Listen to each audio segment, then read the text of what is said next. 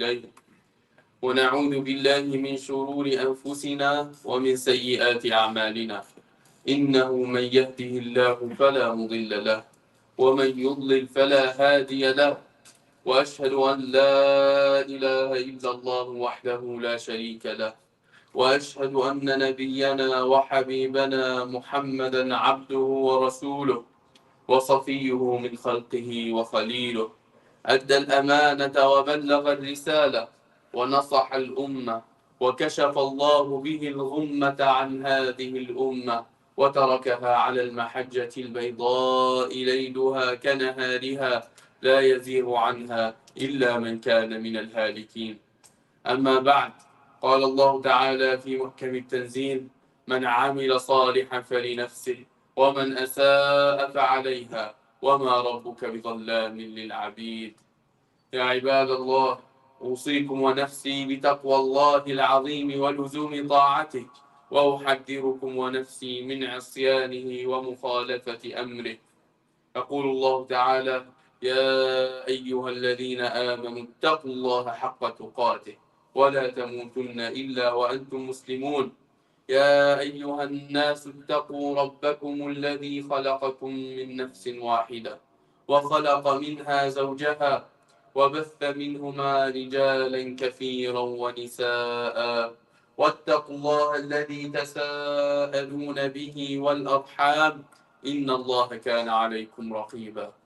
يا أيها الذين آمنوا اتقوا الله وقولوا قولا سديدا يصلح لكم أعمالكم ويغفر لكم ذنوبكم ومن يطع الله ورسوله فقد فاز فوزا عظيما. ثم أما بعد.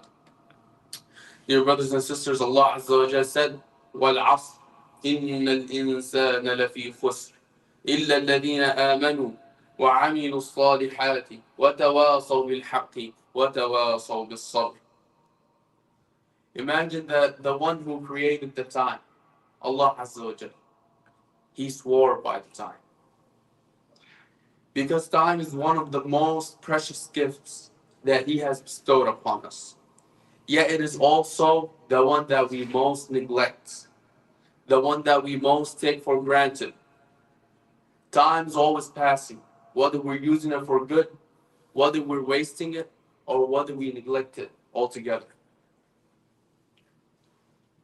And every second that goes by, it brings us closer to our ultimate return to Allah Azza wa Jalla, to death. Each moment that slips away is either an opportunity gained or an opportunity lost. Because time is our life's capital. And it's like any other investment that we make in our lives. Either we gain from it and we grow, or we lose.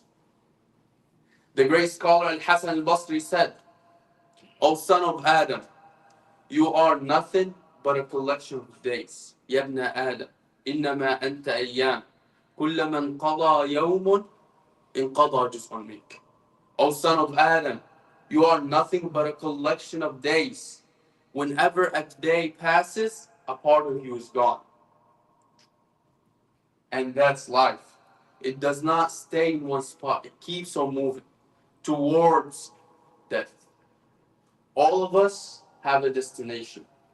Whether our maybe journey is longer than others or shorter than others, that's up to Allah Azza wa Jalla, but we don't know. So what we can do is take and do the best of good deeds in this journey. Allah Azza wa Jalla, after He swore with time, He said, and He gave a warning for mankind. He gave a warning that mankind is in a state of loss all the time. وَالْعَصْرِ إِنَّ الْإِنسَانَ لَفِي خُسْرٍ. In a state of loss. This loss is not merely financial or worldly. This loss is a much deeper loss. It's a more tragic loss. The loss of purpose, the loss of connection with our Creator, the loss of internal success. Every day that passes without reflection, every moment spent heedlessly contributes to this profound loss. This is the reality of human life. Unless, and this is where Allah Azza wa Jalla gives us hope. He mentions 4 qualities that we can escape this state of loss with. And the first quality that he mentions is إِلَّا الَّذِينَ آمَنُوا, al-iman, faith. The first and most fundamental quality is faith. But faith is not just a matter of tongue. It is not to say, I believe, without truly understanding what we believe in. Because most of us are born Muslims. So we don't truly understand what belief is. We say we believe, we may pray the prayers, but we don't truly understand what belief is. True faith requires knowledge. It requires certainty and insight. This is why our scholars have always emphasized the importance of seeking knowledge. Faith must be built on a solid foundation. We must know who Allah is and who the Messenger of Allah sallallahu alaihi wasallam is, and what our purpose in life is. Faith, my dear brothers and sisters, is the key that unlocks all other qualities. Without faith, nothing else follows. But can we strengthen our faith? And if yes, how? Yes, we can strengthen our faith, obviously. Because faith does not stay in one spot. It keeps moving up and down. And the way to strengthen the faith is by first seeking knowledge, obviously. Because if you don't know, you can't strengthen your faith. If you don't know what faith is, if you don't know what you believe in, who Allah is, all these things, how could you strengthen your belief? 2, you have to reflect upon the ayat of Allah Azza wa Jal, upon His blessings, upon all the gifts that He's given you in this life, upon time itself, upon the test of the world. You have to reflect upon all of these things. And you have to take action. You have to do righteous good deeds. And that's the second quality that Allah Azza wa Jal mentions. After He says, إِلَّا الَّذِينَ آمَنُوا, He says, وَعَمِلُوا الصَّالِحَاتِ. Because faith by itself does not get you to Jannah. Faith by itself does not help you escape the loss. It's the first step, but it's not the final step.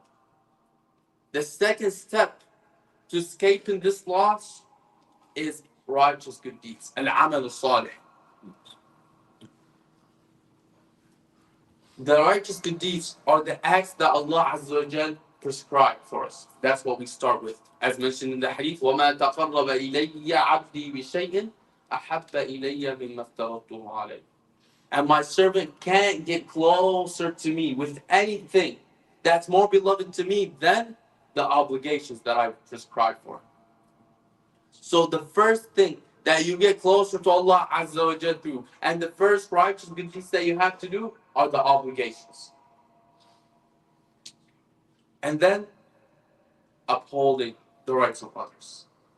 But they also include, righteous good deeds also include acts of kindness, compassion, and justice. We have to be just when we interact with each other. We have to be kind. We have to be compassionate. Because the way Allah Azza wa Jal made Islam and the way Prophet Muhammad sallallahu alaihi wasallam taught it, they both showed us and told us that Islam makes communities. Islam is not solitary belief. So whenever you believe, whenever you're a Muslim, you're a mu'min, all believers together are like one body, one community. And Prophet Muhammad sallallahu alaihi wasallam, just to show how many good actions, how many good righteous good deeds you can do just throughout your day, throughout the seconds of your life, he said, and even a smile is charity. Just smiling at your brother is charity. And if we just take a second to think about that, we understand that an act that takes only a second can be a means of reward. Imagine then how many opportunities we have throughout our lives to accumulate good deeds.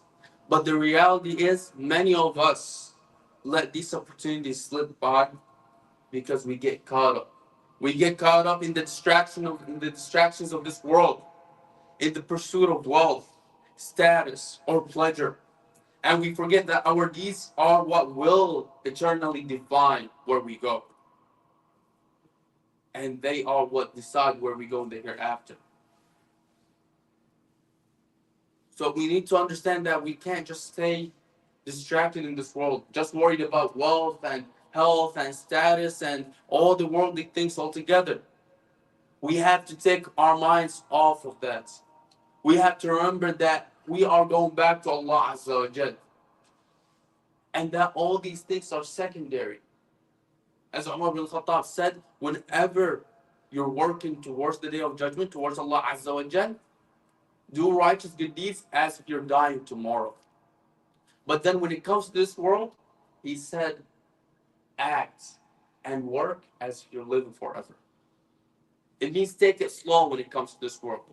You don't have to get everything at once. You don't have to pressure yourself to making as much money as you can and to doing all the things that you can just so your stats can go up, just so your net worth can go up.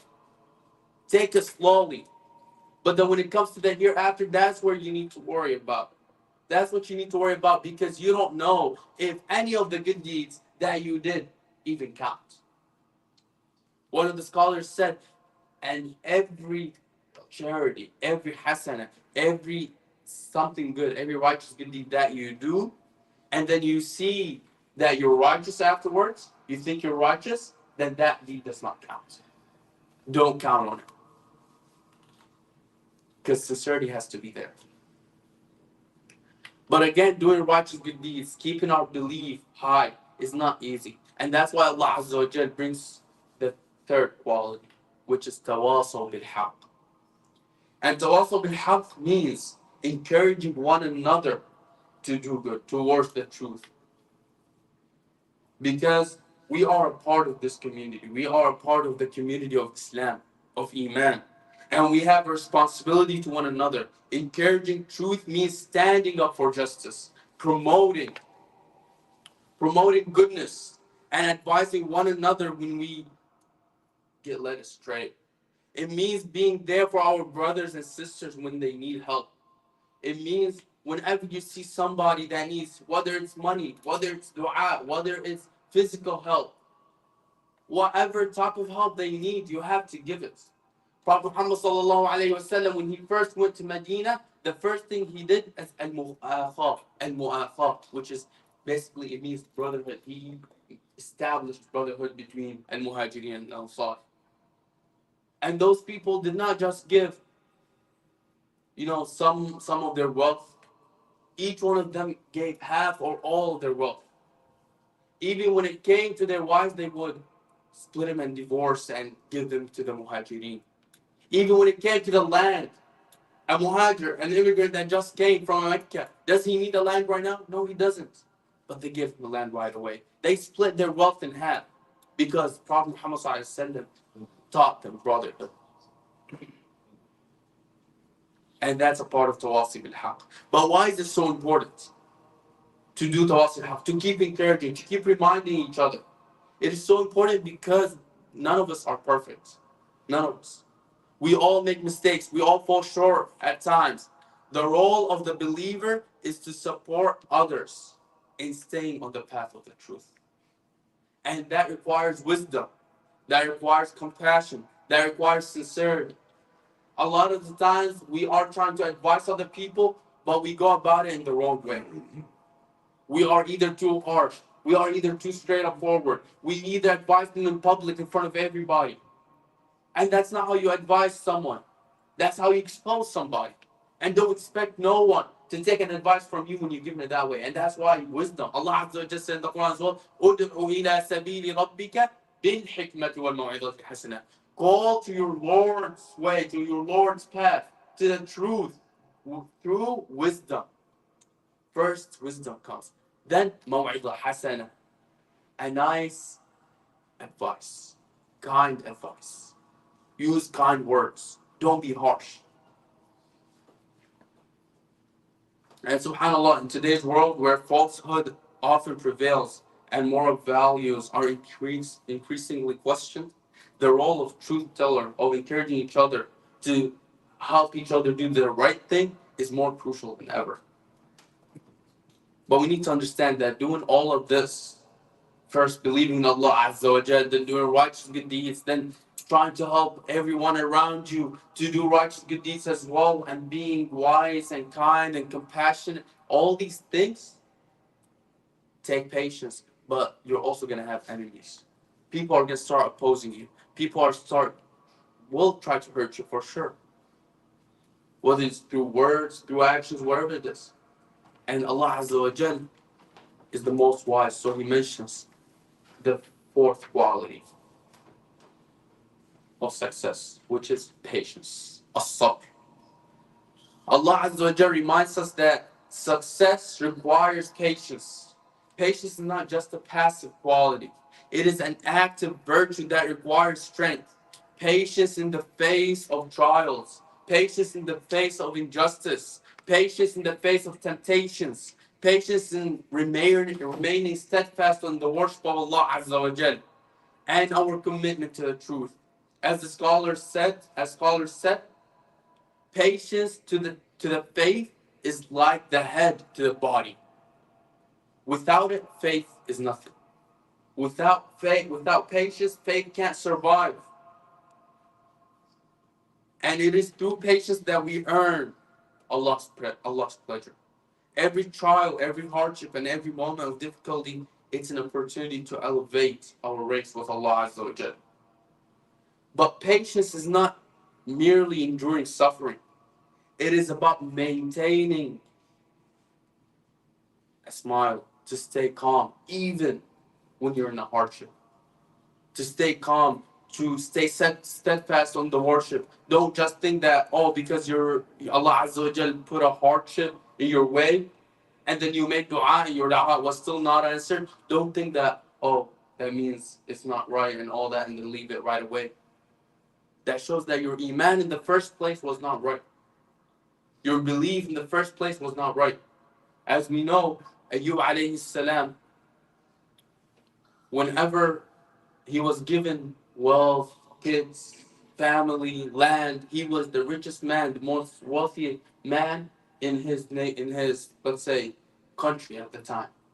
And then when Allah Azza wa Jal tested him, He tested him first by his kids. He took away all his children, and he had so many. And then He took away all his lands and all his money, and then He took away his health. And Ayyub alayhi salam was still patient. And through all of that, he didn't even make a dua to Allah Azza wa Jal. And then when it got really bad, and his wife had to even serve in people's houses so she can make some money for them to eat, she comes to Ayyub alayhi salam and she goes like, you're just making dhikr over and over again, just subhanallah, alhamdulillah. Why don't you make dua to Allah Azza wa Jal? Then he said, Allah Azza wa Jal blessed me with all those blessings for this many amount of years.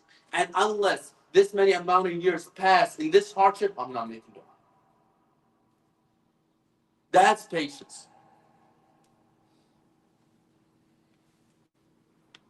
And then when he did make dua, what was his dua? رَبِّ إِنِّي مَسَّنِيَ الضُّرُّ وَأَنْتَ أَرْحَمُ الرَّاحِمِينَ. He didn't even ask for something specific. He said, Ya Allah, harm. And massani in Arabic, it means that something that barely touches another thing. Barely touches. So he said, harm barely touched me. Imagine all of these hardships that we just spoke about, and he said, barely touched me. He said, Ya Allah, harm barely touched me, and you are the most merciful. That was his dua. Then Allah Azza wa Jal answered his dua immediately. But after years, over 40 years of patience, that's Ayyub alayhi salam. That's story of patience, and that's an example of patience. And if we want to go a step further and just consider for a second, what is the ultimate purpose of everything we do? What is the ultimate purpose of Iman? What is the ultimate purpose of al-amal salih, of prayer, of fasting, of reading the Quran, of giving charity? What is the ultimate goal? The ultimate goal in all of this is to fall in love with Allah. The ultimate goal is to fall in love with Allah Azza wa Jal, and that is the most pure and the most fulfilling love. When we fall in love with Allah Azza wa Jal, our hearts find true peace and joy. All other forms of love in this world, though important, are fleeting and incomplete. But the love of Allah Azza wa Jal is eternal, perfect, and unshakable. This is the love that will sustain us through our hardships, motivate us to worship sincerely, and keep us on the straight path. The Prophet Muhammad sallallahu alaihi wasallam said, "Whoever possesses the following three qualities will taste the sweetness of Iman."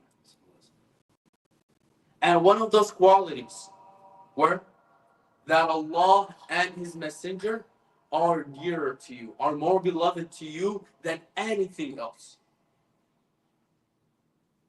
And that shows us that when we truly love Allah Azza wa Jalla and His Messenger, obeying Him becomes a pleasure, not a burden. His remembrance will fill our hearts with contentment.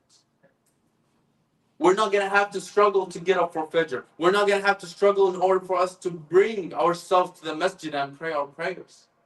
We're not going to have to struggle to fast. All of these things become the main source of our pleasure. In fact, we start waiting for them. And there were so many stories of the Sahaba, of the Tabi'een. For example, Sufyan Thawri radiallahu anhu wa rahimahullah. One time he was sitting with a group of his friends and they were speaking. Then, out of nowhere, he remembered time. He just remembered the word time. And then he was like, wow, I'm wasting my time sitting here and talking when the day is passing and the night is coming. And then he got up, made wudu, and went to his prayer. When we talk about these tabi'een, these scholars, the Sahaba, how long they prayed at night and how they barely slept. When we talk about all of these people and the one that had the ultimate love of Allah Azza wa Jalla, Prophet Muhammad sallallahu alayhi wa sallam, how after Allah Azza wa Jalla forgave him, how after Allah Azza wa Jalla forgave him and told him wherever you want you get, he gets up at night until his feet start bleeding and they swell up. When we look at all of these Sahaba, all of these Tabi'een, and all these examples, the only explanation of this is love. They loved Allah Azza wa Jal and they found pleasure in worshiping Allah Azza wa Jal. They did not feel like it was a burden. They did not wait for the Imam to end the prayer and for the prayers to be gone and for the Ramadan to end and all of these things that a lot of us wait for. That's not how it was. They didn't count the time. Oh, it's 10 minutes. The Imam went, for example, over 10 minutes, it's 11 minutes. This guy takes too long. I'm not going to pray here again. That's not what they did. If the Imam took short at the time, it was, and Prophet ﷺ told them this. He said, you guys have many scholars amongst you. And few people that speak, and love to talk and all that stuff. And your prayer is long when your khutbah is short. But then there's going to come a day where the khutbah is longer than the prayer. So back then their prayer was longer. Back then their tarawih were not like our tarawih. Their qiyamul layl was not our qiyamul layl. Their siyam was not like our siyam. So the only way for us to even get close to understand the level of love, the level that they were at when it comes to Islam and Iman, is to try our best to attain the love of Allah Azza wa Jal, to fall in love with Allah Azza wa Jal. Because falling in love with Allah Azza wa Jal does not happen over a day or a night. It takes patience. It takes a lot of efforts. You have to show that you truly love Allah Azza wa Jal. Don't worship Allah and then,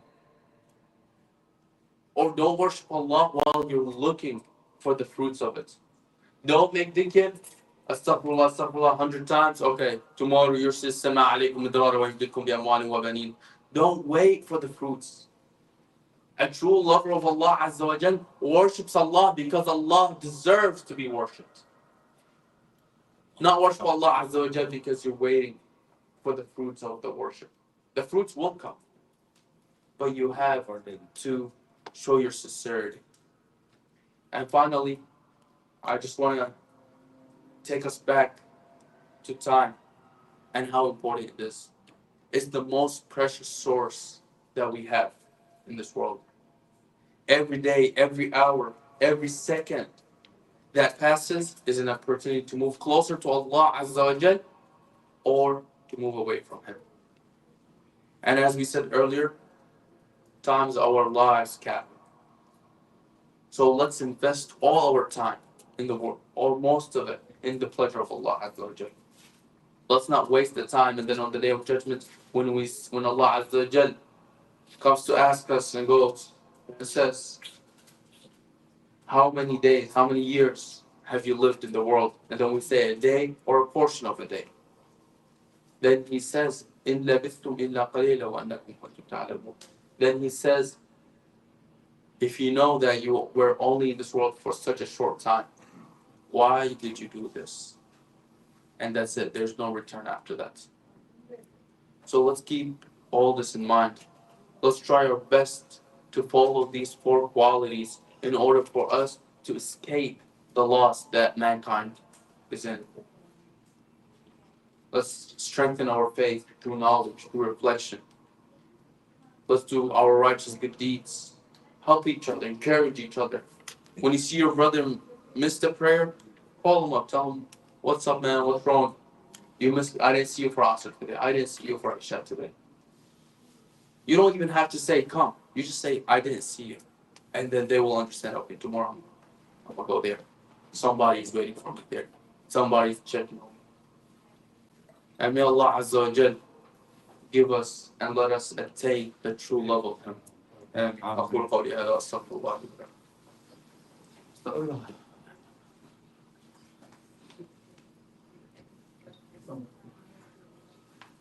الحمد لله وكفى وصلاة وسلام على عباده الذين اصطفى أما بعد قال الله عز وجل في كتابه الكريم بعد أعوذ بالله من الشيطان الرجيم بسم الله الرحمن الرحيم إن الله وملائكته يصلون على النبي يا أيها الذين آمنوا صلوا عليه وسلموا تسليما لبيك اللهم صل على محمد وعلى آل محمد كما صليت على إبراهيم وعلى آل إبراهيم وبارك على محمد وعلى آل محمد كما باركت على إبراهيم وعلى آل إبراهيم في العالمين إنك حميد مجيد اللهم اهدنا فيمن هديت وعافنا فيمن عافيت وتولنا فيمن توليت وبارك لنا فيما أعطيت اللهم ارزقنا حبك وحب من يحبك وحب عمل يقربنا إلى حبك اللهم انصر إخواننا المستضعفين في كل مكان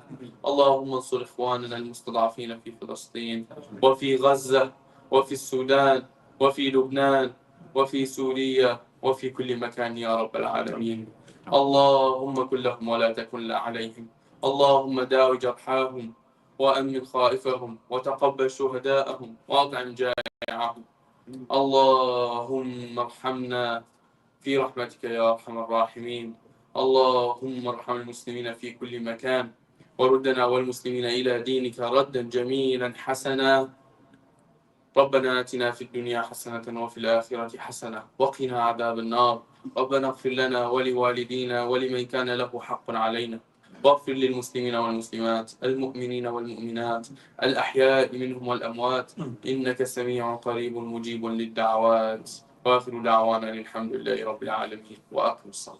آمين. الله